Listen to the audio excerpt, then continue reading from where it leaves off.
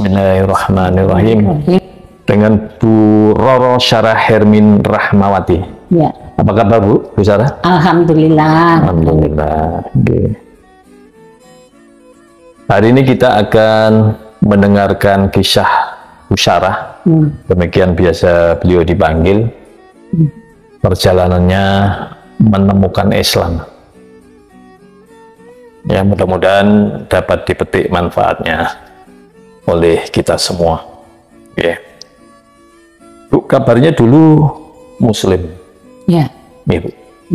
Nah, ceritanya gimana, Bu? Kemudian bisa pindah ke Kristen. Itu ceritanya. Saya dulu memang Islam ya, Islam tapi Islam KTP. Islam KTP. Nah, Islam KTP, jadi nggak tahu alif bata itu nggak tahu. Nah, terus udah gitu, udah gede-gede menginjak remaja, saya itu cari kerja, dapat kerjaan di asuransi Jiwasraya. Nah, di situ saya ketemu sama ini bapaknya anak-anak. Tapi dia orang Madura tapi agamanya Kristen gitu loh. Nah, terus udah gitu sudah lama ini pacaran sama dia, akhirnya dia mau minta ke saya, minta ke bapak saya supaya dia mau nikahin saya. Tapi sebelumnya saya ngomong dulu ke bapak saya, Pi, anu gini. Tapi dia agama Kristen gitu katanya, nggak sama. Nanti kalau kamu meninggal atau papi meninggal kita nggak bisa ketemu. Nah, terus gitu. Enggak, Pi, pokoknya aku harus sama itu Fayakun. Kalau enggak sama Fayakun, namanya Fayakun. Fayakun iman. Kalau enggak sama Fayakun saya mau mati. Terus akhirnya terjadi perkawinan itu, pernikahan itu, cuma nggak dirayain, ya, nggak dirayain. Direstui nggak, Bu? Direstui. Akhirnya setuju, Pak? Direstui, tapi ibu saya nggak merestui. Sampai kapanpun ibu saya nggak merestui. Tapi bapak saya, ya wis, ini yang menjalankan kamu. Jadi kamu yang tahu. Nanti ada apa-apa, resiko ditanggung tuh. Oke.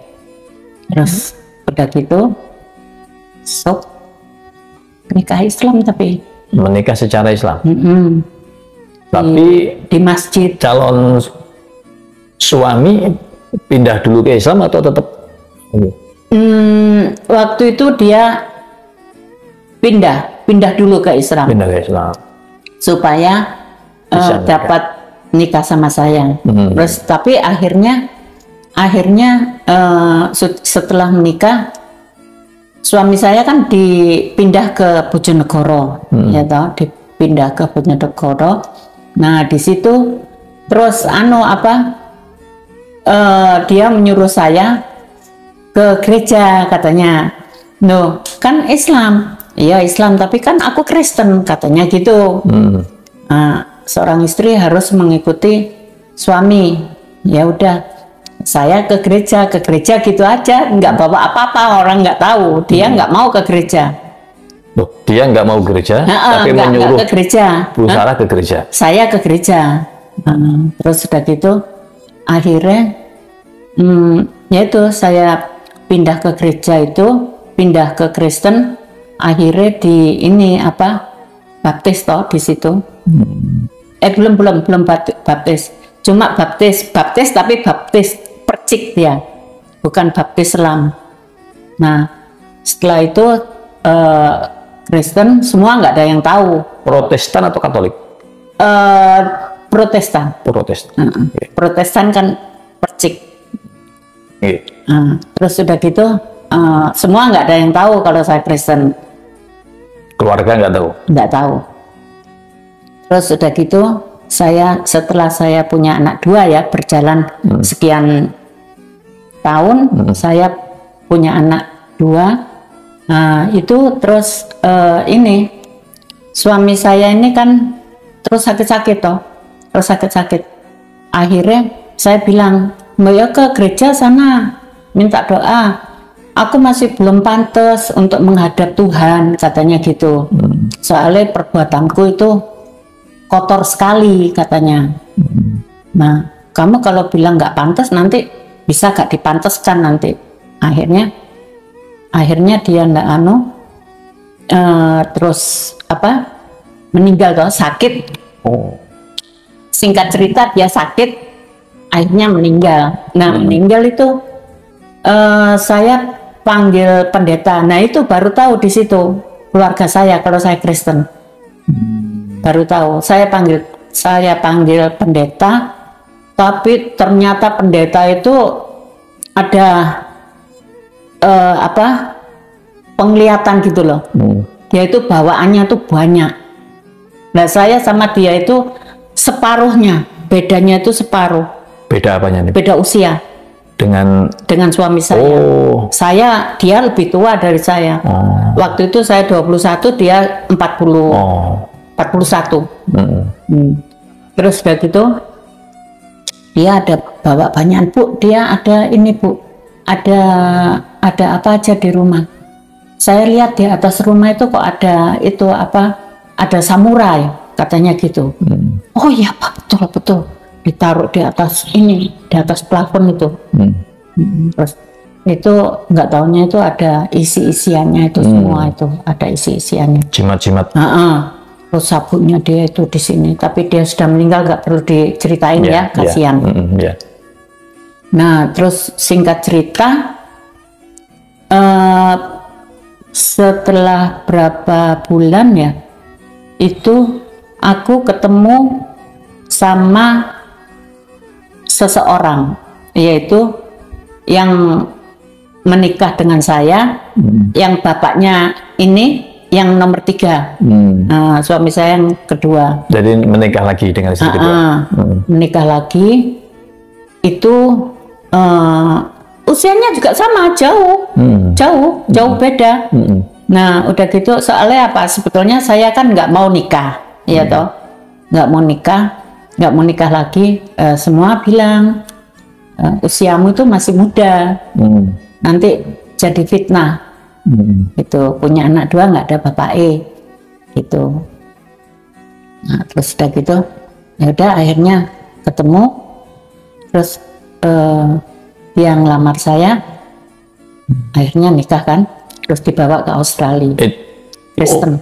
Orang Indonesia atau orang Indonesia, orang Jogja. Orang Jogja. Kristen juga. Kristen.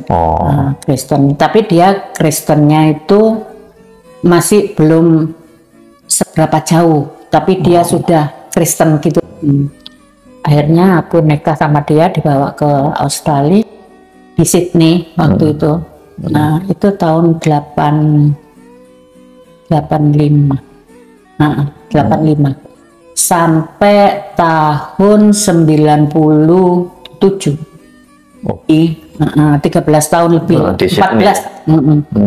Nah, terus sudah gitu, pada waktu itu saya baptis di Sydney. Pendetanya ngasih nama saya Sarah. Nah, Sarah itu nama baptis. Dicelupno di itu, saya kan takut, nggak bisa berenang sih, nggak bisa berenang. Loh, nanti kalau tenggelam aku gimana, siapa yang nolongin? Udah, di sini ada orang 3, katanya gitu. Terus sudah gitu, jalan terus jalan. Aku mau jatuh. Enggak, jangan takut gitu. Akhirnya aku ditenggelamin gitu tuh. Padahal itu musim dingin, Pak. Waktu itu musim dingin, tapi rasanya itu airnya itu hangat. Airnya hangat, gak terasa ini. Saya itu kok terus berdoa sama Tuhan. Saya pingin pulang. Saya pingin pulang sudah aku, terus tapi aku nggak punya duit. Akhirnya kok dikirim sama pendeta, ditawarin mau pulang apa mau terus di sini. Enggak, saya mau pulang, tapi aku nggak punya duit. Pendeta di Australia. Oh, di Australia. Ditawarin, terus sudah gitu, ini ada tiket, kalau mau pulang boleh. Sudah saya sediakan, oke. Sama anak, suamiku waktu itu katut sama orang bule. Nah udah gitu sampai di Indonesia kan aku pulang tahun 97 bulan Agustus. Bulan Agustus terus aku cari pekerjaan. Aku cari pekerjaan di gereja itu ada ditulisi dicari ada lowongan gitu ya. Ada lowongan dicari babysitter terus housekeeper. Housekeeper itu pembantu rumah tangga. Terus udah gitu apalagi itu jaga orang tua. Terus diutamakan yang bisa bahasa Inggris. Maju aku. Terus udah gitu dites. Aku bidangnya apa? Saya di baby. Waktu di Australia saya di factory. Nah ini di Taiwan ini katanya. Oke, nggak apa-apa. Lowongan tuh ada di Taiwan. Terus di interview pakai bahasa Inggris. Pakai bahasa Inggris terus akhirnya lolos saya. Diberi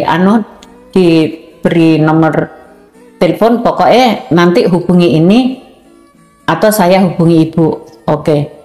Terus dia menghubungi saya disuruh ke Jakarta ke PT mana itu ya, lupa saya. Dalam masih. Nah di situ saya nggak dijadikan ini sebagai TKW. Nah di situ saya dijadikan ngajar bahasa Inggris bagian bahan-bahan dapur. Ini apa namanya gitu. Terus kalau ada tamu dari ini departemen ketenaga kerjaan, nah ini saya yang menghandle gitu. Nah terus udah gitu udah, tapi nggak mau aku nanti nggak diberangkatin, tak berangkatin 1 bulan saya berangkat ke Taiwan. Terus 2003 saya pulang. Ibu saya itu meninggal, sakit terus meninggal. Nah meninggal terus udah gitu kok sakno temen yo mami yo, saya bilang gitu. Iya makanya kon pindah Islam. Terus ya wes aku tak melok-melok saya tahun 2000 berapa itu 2008. Ibu sebagai umat Kristen waktu itu tak sering ke gereja? Saat saya itu malah ini dapat talenta penyembuhan. Penyembuhan, ngusir setan. Betul ini. Terus udah gitu sering dipraktekkan? Ya nggak sering lagi. Setiap kali ada orang sakit saya mesti dikirim ke rumah sakit ya, bagian ngusir setan. Tadinya itu orang Islam sudah haji 5 kali ya, dia tuh stres, lumpuh, duduk di kursi roda. Saya lihat rumahnya, udah tak periksa gitu, udah lihat terus oh ini ada sesuatu ini, kamar ini mesti dibuka, nggak boleh dibuka katanya. Ya karena ini ada sesuatu, ada yang jaga gitu loh. Nah terus orang yang Islam itu tadi bukannya saya mau narik dia ke Kristen, istrinya tak suruh nunggu. Bukannya saya mau narik ke Kristen, saya mau bapak ini bisa sembuh dan mengenal agama dari agama lain gitu loh.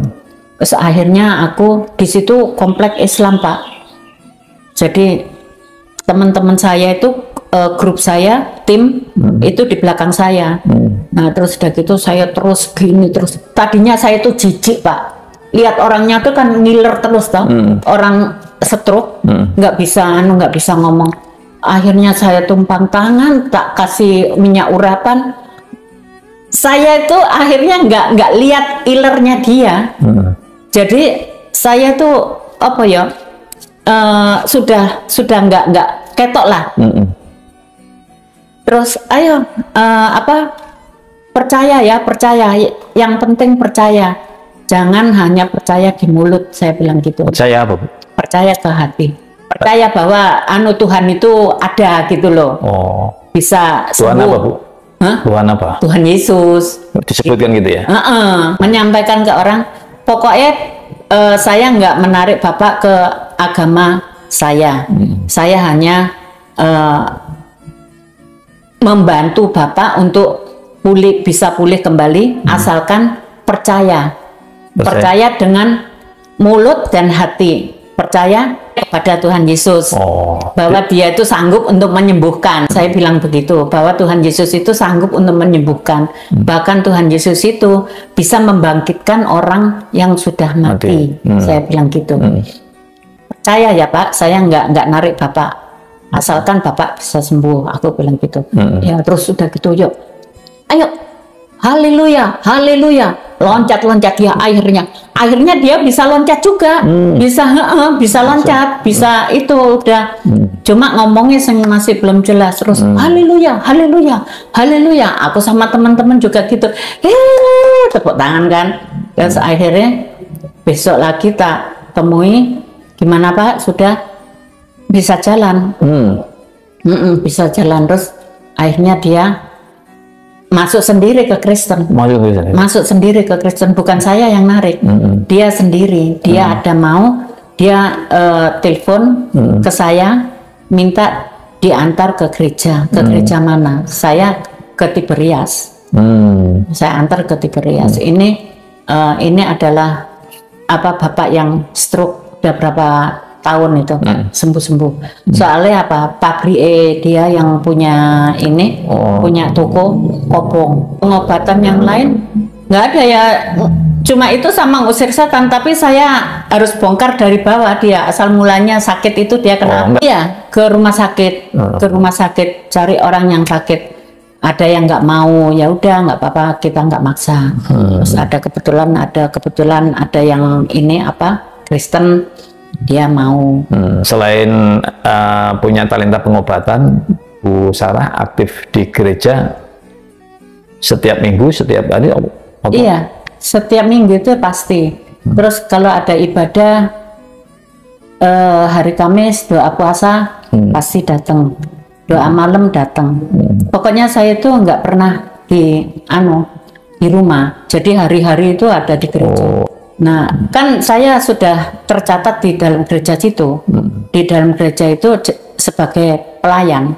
Iya, setiap ada pelepasan gitu, saya juga sering bantu-bantu gitu loh. Pelepasan itu seperti kalau di Islam itu ruqyah.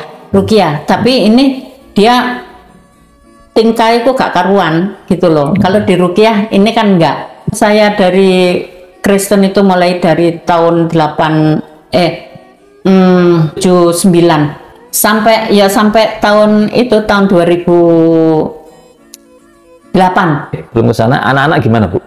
Anak-anak saya yang ini sudah mualaf. Jadi Bu Sarah punya putra 3. Semuanya itu tadinya itu semua itu Kristen. Terus saya ke Australia. Ini yang 2 tak titipno ibu saya yang bontot. Nah, ini saya titipkan, kok dua-duanya ini masuk Islam. Saya enggak tahu. Ibu saya enggak ngasih tahu saya, enggak ada yang ngasih tahu saya, takut kalau saya marah ya toh.